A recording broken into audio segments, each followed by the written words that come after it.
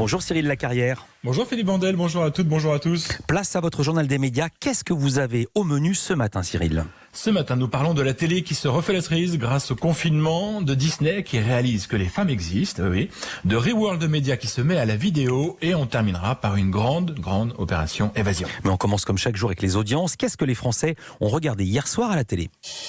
Philippe, une fois n'est pas coutume, je ne vais pas commencer par le podium, mais par la performance d'Arte hier soir. Sa nouvelle série Dérapage avec Eric Cantona a attiré plus de 2 200 000 téléspectateurs. Un démarrage canon et qui ne s'est pas démenti au fil de la diffusion. Le deuxième épisode a même été plus suivi que le premier.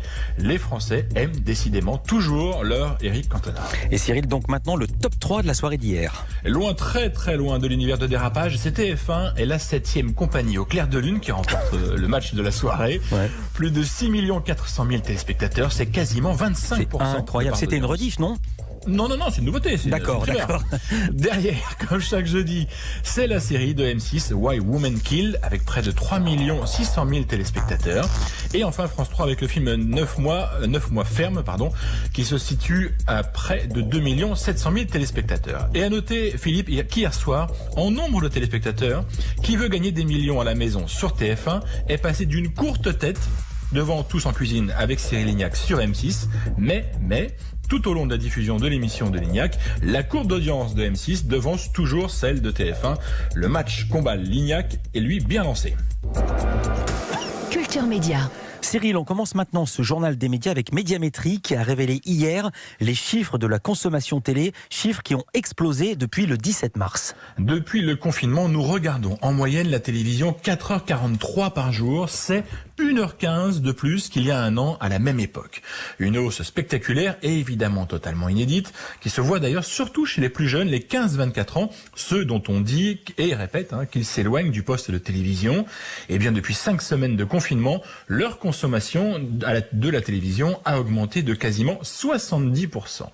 Une autre chose qui a changé, c'est l'heure de pic de consommation de la télé. Aujourd'hui, 29 800 000 Français regardent la télévision à 20h30, un pic auparavant situé à 21h15. Et alors côté programme, Cyril, qu'est-ce que ça donne ? On en parle souvent en début de journal avec les audiences. Les carrefours d'information sont particulièrement suivis. Les allocutions, président, premier ministre. D'ailleurs, le pic de consommation dont je viens de vous parler se situe lors des JT de 20h. Mais il n'y a pas que ces carrefours qui attirent les Français. Les 4 chaînes d'information en continu réalisent ensemble 7,9% de part d'audience. C'est 3 points de plus qu'un an auparavant. Et c'est encore, et bien sûr, toujours BFM TV qui mène largement la course aux audiences devant ses concurrentes. Et si on évoque souvent les scores des talk-shows ou des films patrimoniaux, Médiamétrie rappelle qu'en ces temps de confinement et de fermeture des lieux culturels, les Français trouvent une offre alternative à la télé. Une soirée Beethoven sur Arte, le ballet Gisèle sur France 5 et l'opéra Rigoletto sur TF1, avec, selon Médiamétrie, des scores d'audience significatifs par rapport à une salle de concert ou d'opéra. Voilà, et Beethoven, la musique classique, pas le gros chien poilu. On va passer chez les plateformes vidéo maintenant avec Disney qui continue d'exploiter le filon Star Wars. Avec cette fois une nouveauté. On a souvent dit que les femmes étaient largement ignorées dans l'univers Star Wars, et c'est vrai qu'à part la princesse Leia, les personnages féminins ne sont pas légion. Eh bien, changement cette fois, Disney a décidé de lancer une nouvelle production pour sa plateforme Disney+. Cette nouvelle série sera dirigée par une femme, et l'histoire, dans l'univers de la Guerre des Étoiles, sera vue du point de vue d'une femme, voire de plusieurs femmes. 43 ans après la sortie du premier film de la saga, on peut dire qu'il était temps. Ah oui, 43 ans. Cyril, on reste du côté des plateformes avec un nouveau service de vidéo à la demande qui fait son apparition en France. Je vous parle ce matin de la naissance de Guerre et Histoire TV. Alors ok, on est loin de l'imaginaire de Disney, mais si vous êtes amateur de ce genre, vous allez être servi. À l'origine, Guerre et Histoire, c'est un bimestriel du groupe Reworld Media qui se vend à 200 000 exemplaires. Et ça va donc devenir une offre de vidéo à la demande vendue 4,99 € par mois. Un choix surprenant et audacieux alors que le marché est aujourd'hui, on le sait, écrasé par des géants qui répondent au nom de Netflix, Amazon, Disney. Guillaume Sampic de Reworld Media nous explique comment il compte faire une place à Guerre et Histoire TV face à ces mastodontes. Les plateformes généralistes, on va les appeler comme ça, c'est super pour toute la famille. Mais les vrais passionnés, ils veulent des choses très très pointues. On sort l'intégrale de l'épopée napoléonienne avec la voix d'André Dussolier. Là, c'est une série de documentaire vraiment d'exception. Bon, je suis pas sûr qu'on puisse la trouver ailleurs, j'en suis même bien sûr. Ça s'adresse vraiment à des populations qui sont peut-être limitées en termes de quantité, mais qui sont particulièrement assidues et au fait de ces histoires de guerre notamment. Et nous, on a cette chance d'avoir des marques médias assez fortes, avec des lecteurs assidus, et donc on a cette capacité de pousser ces nouveaux médias, et notamment cette plateforme SVOD, auprès de nos lecteurs déjà, et de nos internautes. Donc ce qui réduit déjà considérablement le coût marketing. Et puis, encore une fois, on s'adresse, et notamment sur Guerre Histoire, à des vrais passionnés. Les lecteurs de Guerre Histoire, c'est des gens qui collectionnent les guerres histoires. Ils sont constitués des bibliothèques. Par contre, c'est des gens ultra pointus. Donc, on ne peut pas leur proposer n'importe quoi en termes de documentaire sur la SVOD. Et à partir du moment où on arrive à apporter quelque chose de qualité et supplémentaire par rapport au magazine, il y a de fortes chances que ça intéresse notamment cette base de lecteurs. Habile. Et Reworld ne va pas s'arrêter là. 2 autres offres de vidéos spécialisées vont voir le jour le mois prochain. Nous 2 TV et Téléstar Play. Cyril, pour terminer votre journal, vous nous proposez un moment d'évasion. Un moment qui devrait plaire aux passionnés de montagne, et je sais qu'il y en a parmi celles et ceux qui nous écoutent. Imaginez un peu des étendues de montagnes enneigées, il fait froid, mais le soleil vous réchauffe le bout des doigts. Vous êtes seul avec votre ami, prêt à grimper cette montagne, vos skis sur le dos avant de la dévaler. Moi, cette idée me paraît totalement excitante en cette période de confinement, absolument. Super. Oh, la montée avec les skis, dis donc. Ah, vous n'êtes pas un dur en mal, vous. C'est donc un grand moment d'évasion collective que vous convie l'équipe à partir d'aujourd'hui avec un nouvel épisode de l'équipe Explore, le magazine grand reportage du site du quotidien. Cette fois, les journalistes ont décidé de suivre 2 passionnés de descente de pente raide, Vivian et Matteo, qui partent à l'assaut de 6 sommets des Alpes avant donc de les dévaler. Et ça donne une série au nom évocateur, Un printemps suspendu. Pour la petite histoire, ce nom a été choisi à l'automne dernier et la production a finalement décidé de le conserver en se disant qu'il correspondait bien à ce que nous vivons tous un peu en ce moment.